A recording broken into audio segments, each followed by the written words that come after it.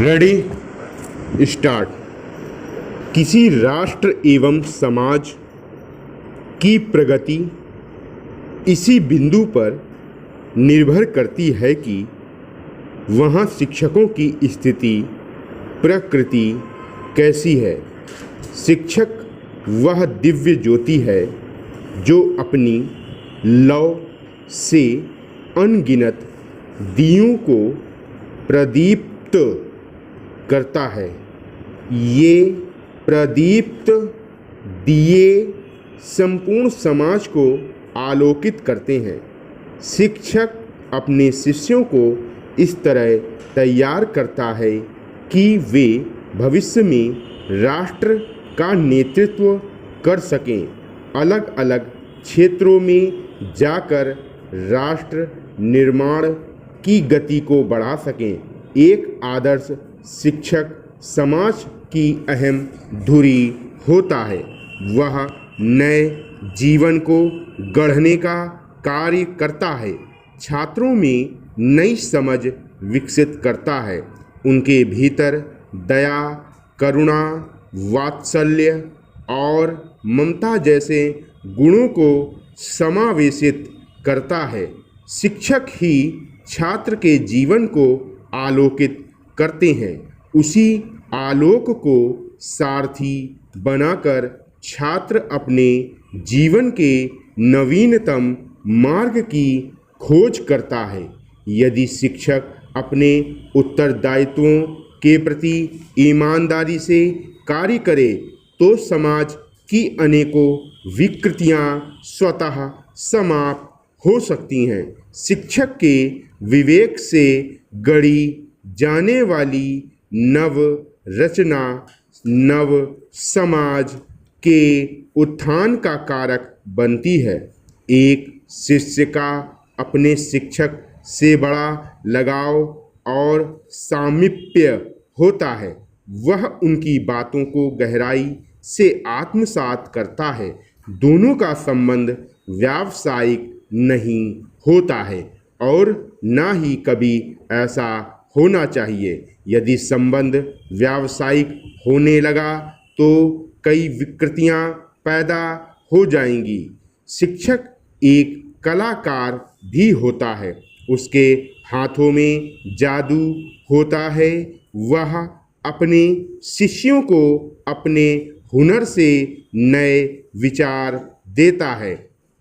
Doctor Sarvepalli Radhakrishnan ने यथार्थ ही कहा है कि शिक्षक वह नहीं जो छात्र के दिमाग में तथ्यों को जबरन ठूसे, बल्कि वास्तविक शिक्षक तो वह है जो आने वाले कल की चुनौतियों के लिए तैयार करे।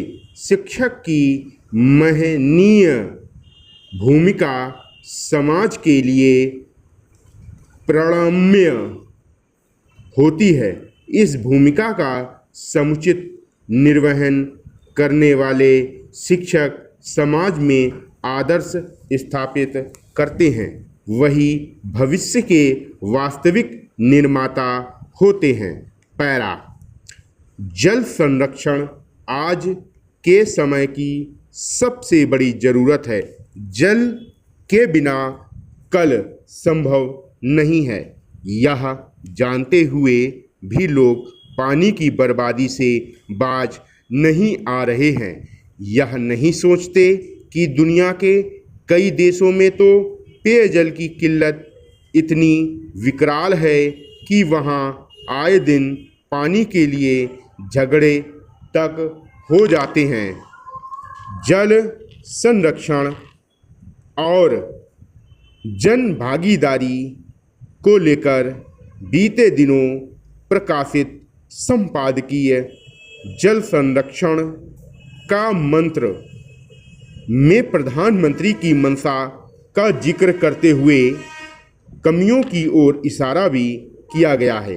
प्रधानमंत्री ने जल संचय जन भागीदारी की शुरुआत करते हुए कहा भी है कि जल संरक्षण केवल नीतियों का नहीं बल्कि सामाजिक निष्ठा का भी विषय है। इसे गंभीरता से लिए जाने की ज़रूरत है। अपने देश में तमाम प्रयासों के बावजूद जल संरक्षण की दिशा में वैसा काम नहीं हो पा रहा है जैसा होना चाहिए। आज जबकि बरसात समाप्त होने वाली है, तब इस विषय पर चर्चा करना और भी प्रासंगिक हो जाता है। यह सही है कि वर्षा जल का बड़े पैमाने पर संचयन किया जा सकता है। जल संरक्षण के संदर्भ में कई नियम कानून बने हैं और सरकार की ओर से कई योजनाएं भी चलाई जा रही हैं। इनका सही तरह क्रियान्वयन नहीं हो पा रहा है। जो नियम कानून बने हुए हैं। पैरा, बीते दिनों प्रकाशित लेख सबको मिले सामाजिक सुरक्षा की छतरी में लेखक ने पेंशन व्यवस्था को लेकर विस्तार से उसके पक्ष और विपक्ष पर चर्चा की है। यूपीएस की घोषणा के बाद निजी क्षेत्र के कर्मियों के लिए भी उपयुक्त पेंशन की बात कहकर उन्होंने सामाजिक सुरक्षा के दायरे को मजबूत करने की बात कही है। लेख के अनुसार बीते दिनों केंद्र सरकार ने यूपीएस को मंजूरी दी। इससे सरकारी क्षेत्र के कर्मचारियों को अनिश्चित रूप से फ़ायदा होगा, लेकिन प्राइवेट सेक्टर के संगठित एवं असंगठित क्षेत्र के अन्य करोड़ों श्रमिकों तथा कर्मचारियों के सामने वित्तीय और सामाजिक सुरक्षा चिंता का विषय बना हुआ है। उन्हें भी पर्याप्त पेंशन की छतरी उपलब्ध होनी चाहिए। यह सही है कि देश का एक बड़ा वर्ग वेतनभोगी और असंगठित श्रमिक वित्तीय और सामाजिक सुरक्षा को लेकर सदैव चिंतित रहता है। भारत में वित्तीय और सामाजिक सुरक्षा सुनिश्चित करने के मद्देनज़र पेंशन एक महत्वपूर्ण साधन है। एक अच्छी पेंशन प्रणाली कर्मचारियों को अपनी नौकरी के प्रति प्रतिबद्धता और अधिक काम करने की प्रेरणा प्रदान करती है।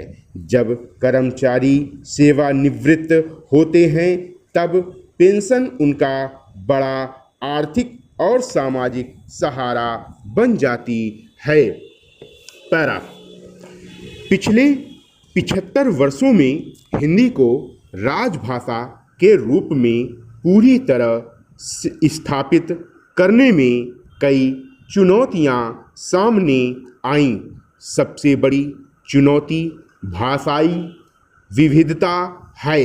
भारत जैसे बहुभाषी देश में जहां विभिन्न राज्यों की अपनी अपनी भाषाएं हैं, वहां एक भाषा को पूरे देश में लागू करना जटिल कार्य है। किंतु आज के समय में डिजिटल क्रांति के साथ हिंदी को एक नया मंच मिला है। इंटरनेट ने हिंदी को वैश्विक स्तर पर पहुंचाया है। युवा पीढ़ी हिंदी का उपयोग डिजिटल माध्यमों से कर रही है, जिससे यह भाषा और अधिक सशक्त हो रही है। तकनीकी क्षेत्र में भी हिंदी का उपयोग बढ़ रहा है।